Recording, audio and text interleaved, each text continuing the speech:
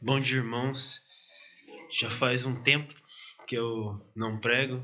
Provavelmente desde que a gente se tornou uma igreja independente eu não venho ao púlpito. Tanto que tá lá a prova, né? Não tem nenhuma pregação, gravação, né? Da minha parte lá. Mas a gente sente falta, né? De pregar. Com certeza é um dos privilégios que Deus dá a nós. E quanto mais a gente medita nos nossos lares, mais a vontade volta, né? Então, eu tenho meditado bastante nesses últimos dias e dou graças a Deus que Ele que tem me sustentado nisso. A cada vez mais que eu leio a palavra, eu vejo o quanto mais eu necessito de Deus na minha vida. E então nós vamos estar meditando, irmãos. Convido os irmãos a estarem abrindo suas Bíblias no capítulo 4 de Salmos. Vamos estar lendo esse texto.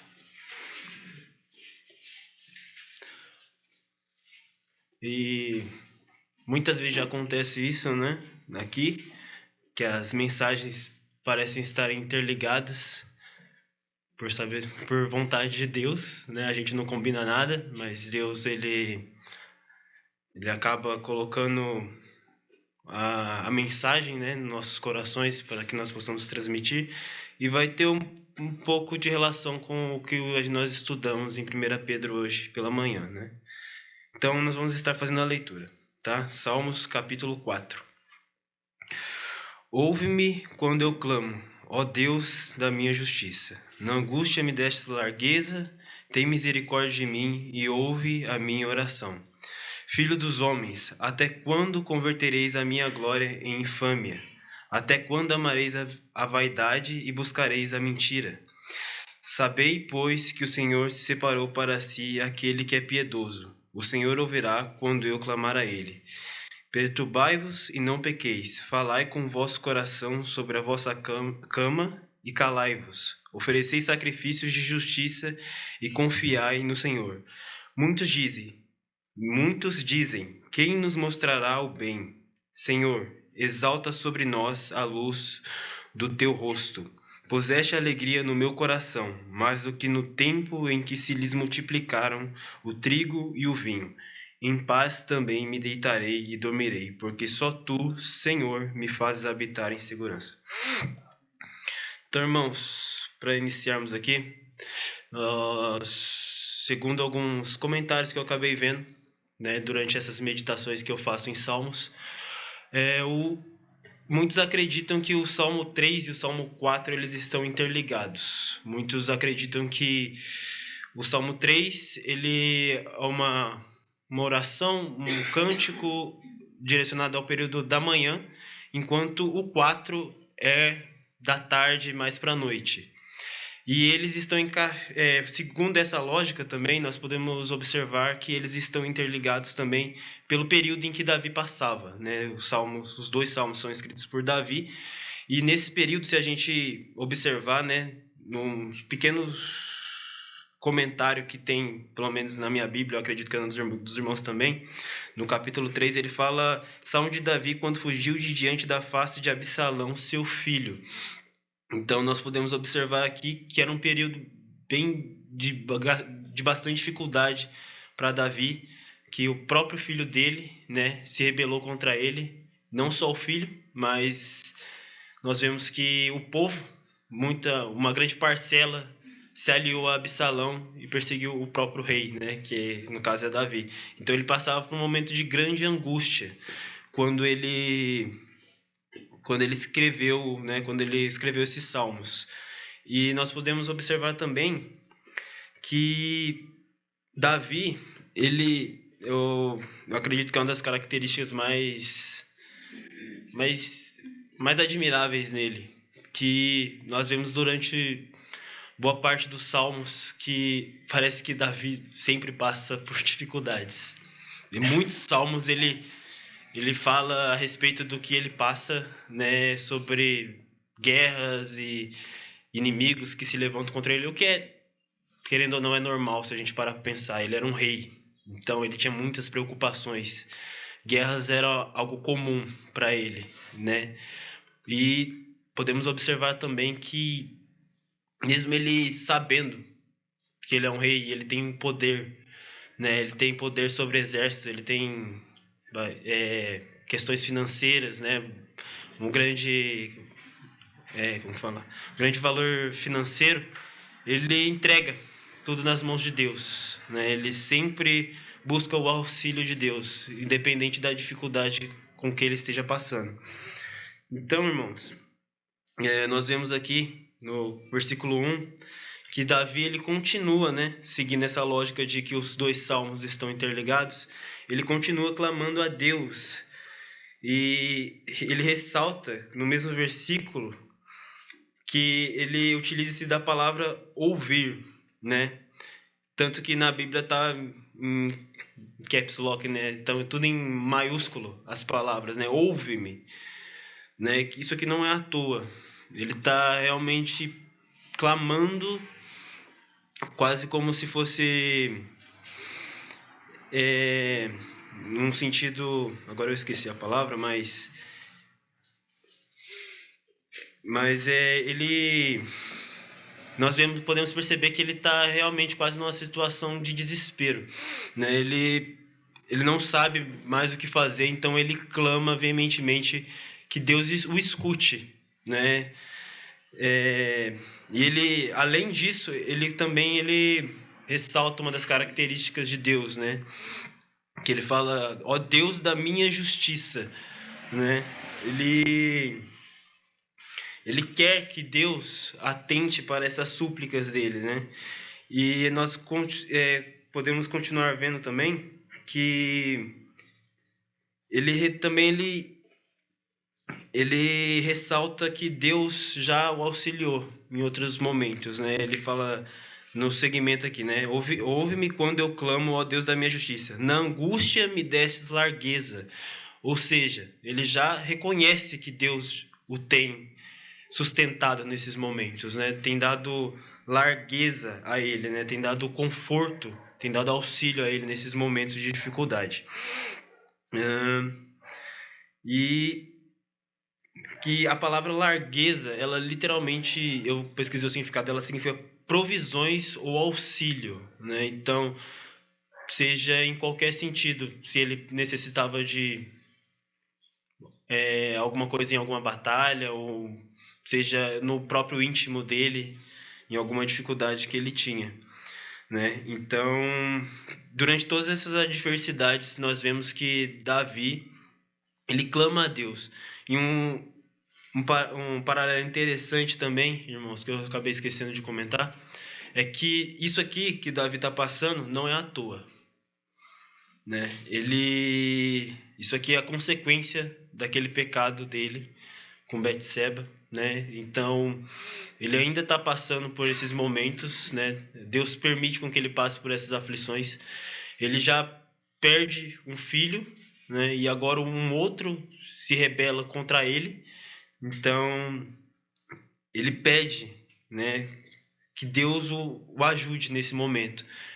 Mesmo que ele esteja merecendo passar por aquilo, né? Mesmo que a justiça de Deus esteja sendo aplicada à vida dele, ele clama a Deus por isso, para que Deus o auxilie a passar por aquilo.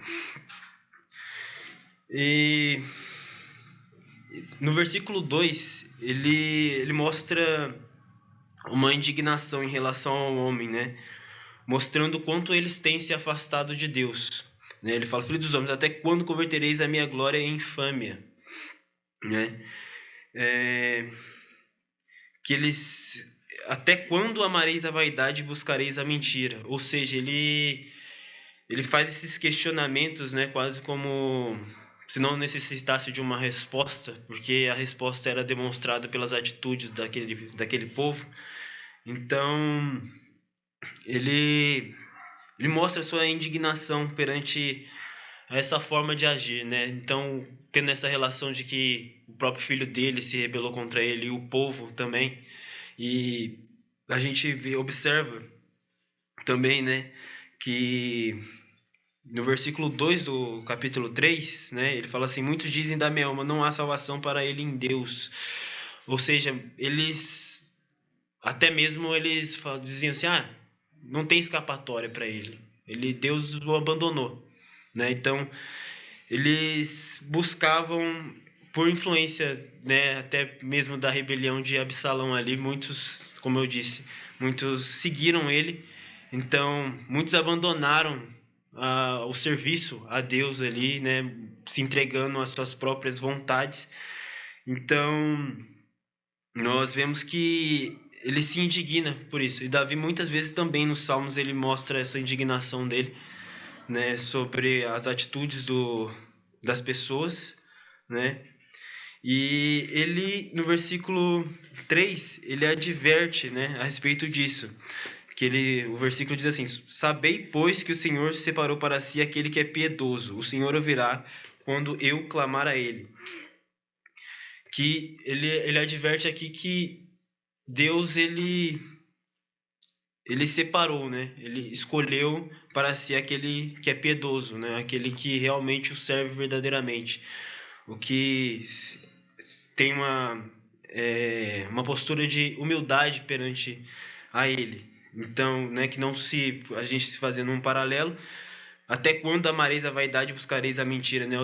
Ou seja, pessoas que estão buscando suas próprias vontades, buscando satisfazer o seu próprio ego, e justamente Deus, ele separa para ele aqueles que são humildes, aqueles que são piedosos, aqueles que buscam fazer a sua vontade. E é esses a quem ele ouve de verdade, né? É esses a quem ele dá ouvidos. Tanto que se formos observar a forma como Davi ele fala aqui, nós vemos uma postura de piedade por parte dele, porque como a gente sabe, Davi era um rei, provavelmente o rei mais poderoso da sua época, né? Então ele não era um homem qualquer. Ele poderia sim se gabar de muitas coisas, né? Se gabar dos seus exércitos, se gabar da sua do seu valor, né, da sua quantidade financeira que ele tinha, do seu poder financeiro. Mas nós vemos que Davi, ele sempre, quando ele se dirige a Deus, ele tem uma postura de humildade. Ele se humilha perante Deus, né? E ele segue no versículo 4, né? Ele fala: perturbai-vos e não pequeis. Né? Ou seja, a indignação dele perante aquilo que o povo estava fazendo era justa. Não era uma indignação qualquer. Ele estava realmente nervoso, com raiva do que estava acontecendo. Porém, a Bíblia, não só aqui, mas em outros momentos, ela adverte sobre a ira. Irai-vos e não pequeis. É o que a Bíblia diz para nós. Então, teremos muitos momentos, irmãos, em que realmente nós vamos olhar para o que o mundo está fazendo contra nós ou contra Deus, e nós vamos nos indignar com aquilo ali. Que é uma ira justa. Ela é comum, é normal que nós, como cristãos verdadeiros, nos indignemos perante ao pecado.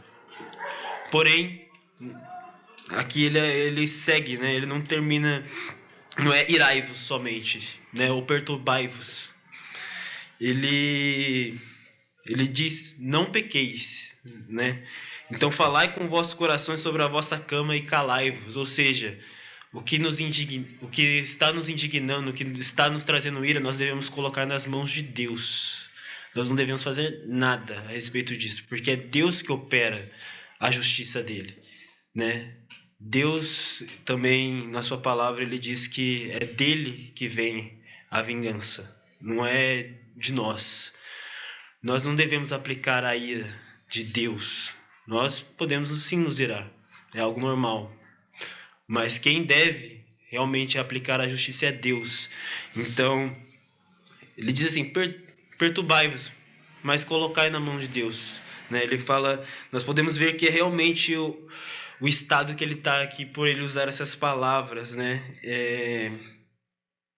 Perturbai-vos e também colocar o seu coração sobre a vossa cama.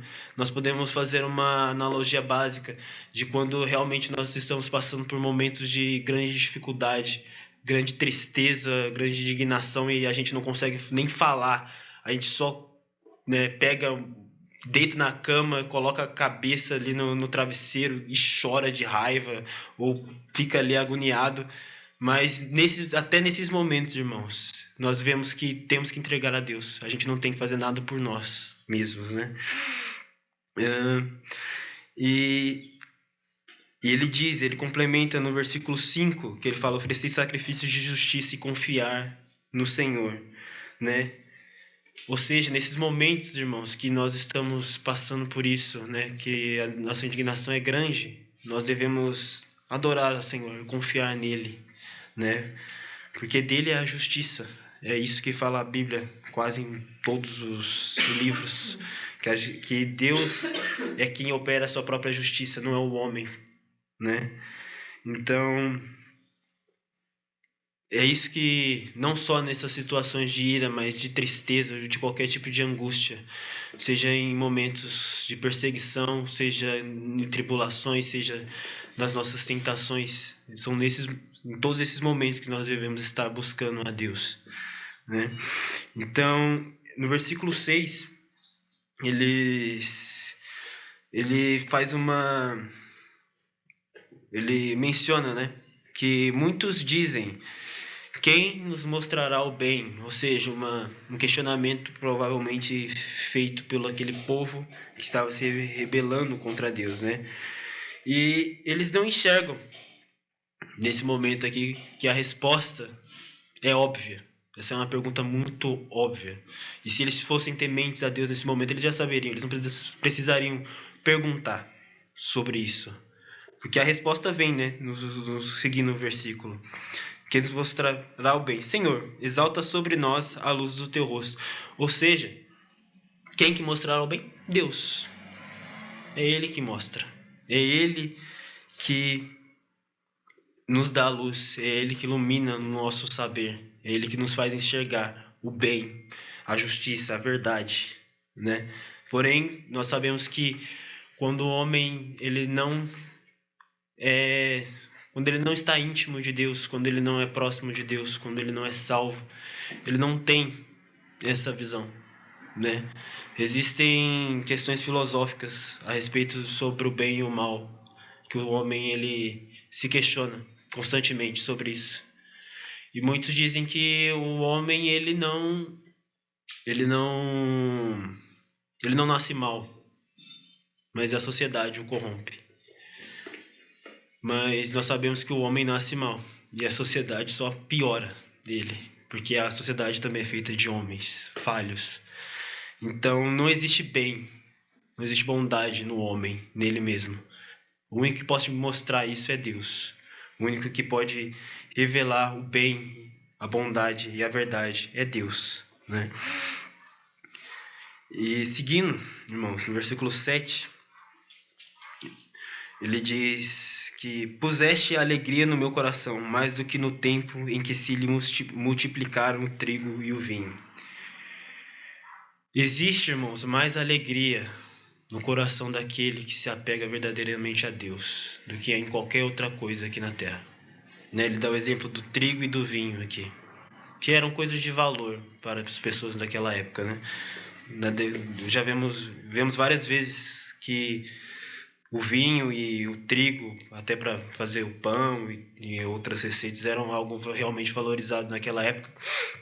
Mas vemos aqui que isso é ínfimo, perto da alegria que tem aquele que se apega à verdade, se apega a Deus. Essa é a verdadeira alegria, irmãos. A verdadeira alegria se encontra em Deus, assim como o amor, né? Muitas vezes eu medito a respeito desse tema e a gente vê como o significado das coisas elas vêm perdendo, né? Elas vêm se tornando mais rasas. E a Bíblia ela mostra realmente o verdadeiro significado de alegria, de amor, de justiça. Nós sabemos que são características de Deus. E Deus não é raso. Deus não é algo simples. Deus é profundo. Nossa própria limitação, a gente não consegue quantificar todos os atributos de Deus de forma plena, né? Então, quando é que diz que se a gente puser nossas alegrias, a alegria no nosso coração, confiando em Deus, né? Se a nossa alegria estiver nele, essa será a verdadeira alegria. É isso que vai fazer nós passarmos tranquilamente pelas tribulações que vêm. Porque não está confiado em nós, nas nossas próprias forças, como Davi ele poderia fazer muito bem, confiando nos seus exércitos, no seu próprio poder, mas ele confiava em Deus, e é dali que vinha a sua alegria, né? E seguindo, ele reconhece, né, no versículo 8, ele reconhecendo todas essas bênçãos, reconhecendo de onde vem essa alegria, de onde vem a justiça, de onde vem toda a força dele, ele fala que em paz também me deitarei e dormirei, porque só tu, Senhor, me fazes habitar em segurança. Então, é isso que traz a verdadeira paz para aquele que confia em Deus. Só alguém que confia plenamente em Deus pode chegar, mesmo em grandes batalhas. Guerras não são fáceis, a gente não passou, né? Nenhum de nós aqui, graças a Deus também, passamos por guerras, né? Não fomos convocados para nenhum tipo de batalha, mas nós sabemos que não é algo fácil. A gente pode estar morrendo a quase todo segundo, né? Então, um rei que é o ápice, que provavelmente é o alvo máximo de qualquer inimigo, né? Se você mata o rei, que nem no xadrez, você mata o rei, o jogo acaba.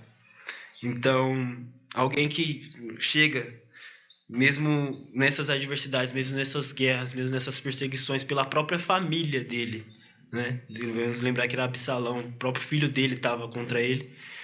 Ele, reconhecendo a mão de Deus na vida dele, ele fala: em paz também me deitarei e dormirei. Ou seja, mostrando que a confiança dele estava em Deus. Ele sabia que Deus o estava aguardando naquele momento, né? Então, irmãos, como aplicação, nós devemos reforçando, né, o que a gente viu aqui, que nós devemos buscar uma comunhão constante com Deus. Basicamente, pelo menos até onde eu estudei aqui desses primeiros capítulos de Salmos, é uma coisa que é bem ressaltada neles. A comunhão plena de um cristão, de um filho de Deus, deve ter com seu Pai, né? Eles enfatizam o quão bom é alguém que está realmente em plena comunhão com Deus. Nós, como a gente viu, não é fácil, né? A gente viu no estudo de Pedro. Não é fácil. Deus não promete facilidade pra gente, mas ele promete conforto. Porque o nosso conforto, irmãos, não está aqui na terra. Está na esperança das coisas que estão por vir, né? Nós, graças a Deus, não temos passado por tantas dificuldades, né? Deus tem nos sustentado. Mas pode vir a acontecer. Pode vir a acontecer e às vezes parece que está bem próximo de acontecer, né? Mas quem sabe é Deus. E que nós possamos, tanto nesses momentos em que nós estamos tranquilos, quanto nas perseguições que podem vir a acontecer conosco, nós possamos estar confiando em Deus, né? Que é isso que trará a verdadeira paz para nós. Esperar no que está por vir. E